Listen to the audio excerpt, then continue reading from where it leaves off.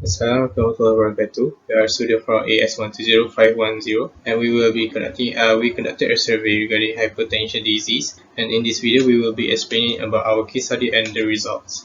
So my name is Muhammad Imran and I will be explaining about the hypertension. So what is hypertension? Hypertension is actually the high blood pressure exceeding the normal blood pressure that we usually have. So there are two types of blood pressure, which is primary and secondary high blood pressure. So high blood pressure is actually hypertension, it's the same meaning. So primary is due to such as aging and unhealthy lifestyle, and secondary high blood pressure can be caused by medical problems such as kidney problems or hormonal problems or medications that we consume. Next, we will be looking at the major causes of hypertension. So there are 6 major causes of hypertension, which are diets, health problems, family history, fitness, age, and stress. So for diets, the food intake by someone that contain high amount of salt, cholesterol, and fat will actually lead to hypertension because it will increase our blood pressure more than the average one. So for health problems, conditions of someone such as that have kidney problems, hormone problems, diabetes, and high cholesterol, they will actually tend to have hypertension because of this blood circulation. For family history, for those who actually have parents or close relatives as history of hypertension, they usually tend to inherit that disease and have the hypertension disease. So for fitness, for those who lack of physical activities, it may lead to hypertension. For older people, they actually will have more chances of getting hypertension compared to the youngsters, and people who overstress themselves will actually have higher chances of getting hypertension. How do someone actually diagnose themselves that they are actually facing hypertension?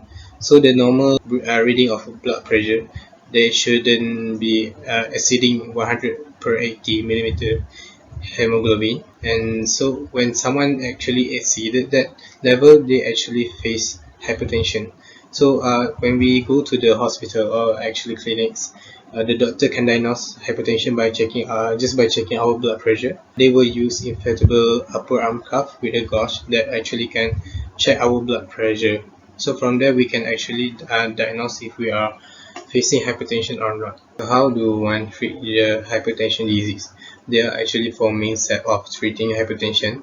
It will be healthy diet, physical activities, maintaining ideal weight, and medication. So for healthy diet, eating more vegetables and fruits, and food containing less salts, low in cholesterol and fat will be very good because it will improve our blood circulation and it will treat hypertension. But physical activities such as doing exercise and regular jogs around the park, it will help to reduce our hypertension because it will also improve our blood circulation. Maintaining ideal weight for people who actually face hypertension because of their obesity. So losing some weight will actually be very beneficial for them because it will somehow treat their hypertension disease. All these physical activities and diets not working, medication that prescribed by the doctor actually will be very beneficial too and very helpful because medication will significantly improve our blood circulation. So this is an interview that I have done with one of our respondents. So our respondent is actually a middle-aged man,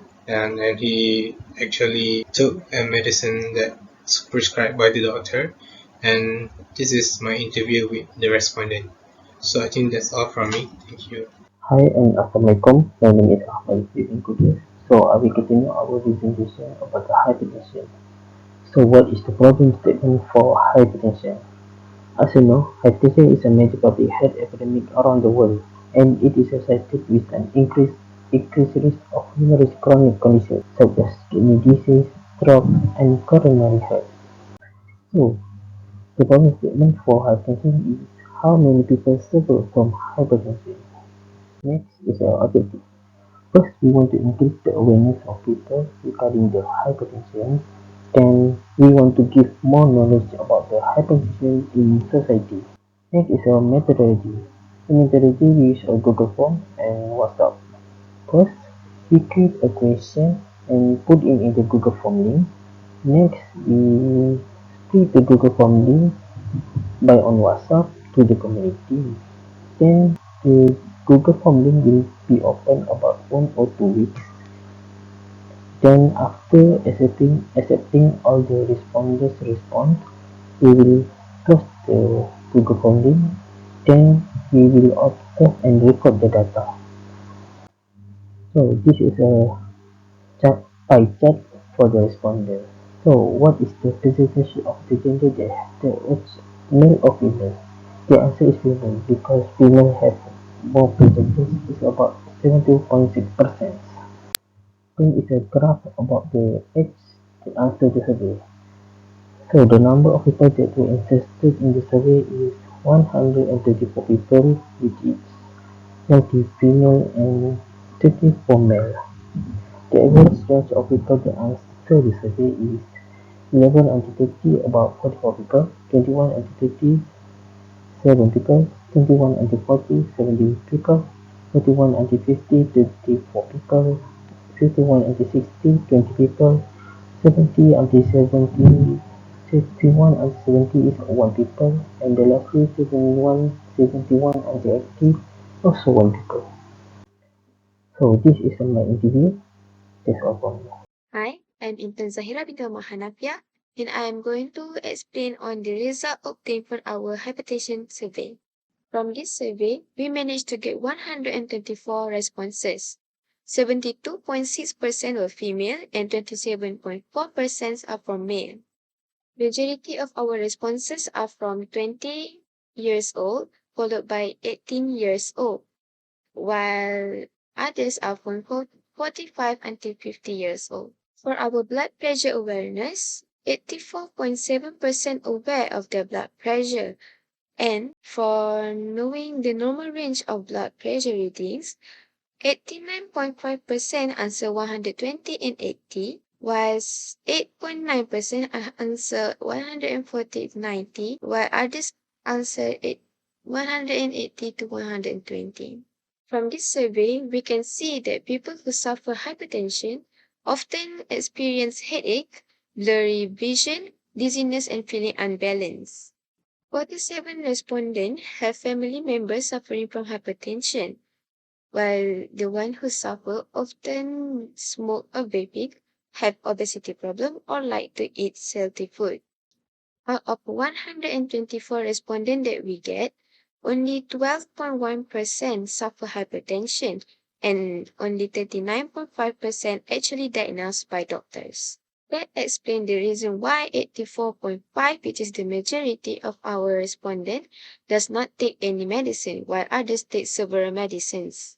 Those diagnosed by the doctor were given advice to actually practice on active lifestyles, control food intake, and reduce stress to prevent more hypertension. Bismillahirrahmanirrahim. Assalamualaikum warahmatullahi wabarakatuh. My name is Muhammad Zulkifli bin Maisan. From our respondent on our survey, the percentage of our respondent not getting a diagnosis from a doctor is 16% highest than had the diagnosis. This may lead us to two possibilities. Our respondents are free from hypertension, or they are not alert about this disease. We need to point out this action to prevent any unwanted condition happening to us. So, it is important for us to meet a doctor for our own goods. A doctor can provide diagnosis and treatment advice, as well as provide lifestyle change that can help us improve our overall health. We can also have a regular check-up with a doctor. Regular check-up can help find any potential health issue before they become a problem.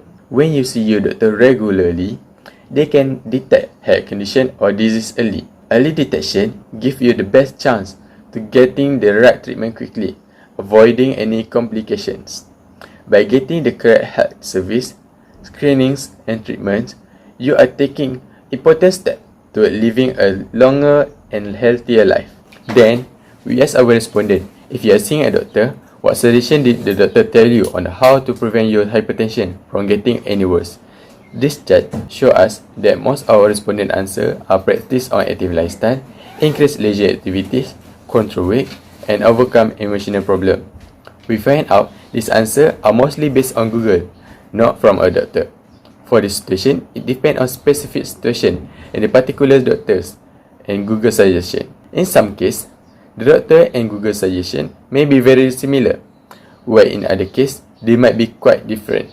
Ultimately, it is important for the individual to research their own situation and make an informed decision. For your information, 2 in 5 people end up diagnosing themselves with a serious disease after Googling their symptom.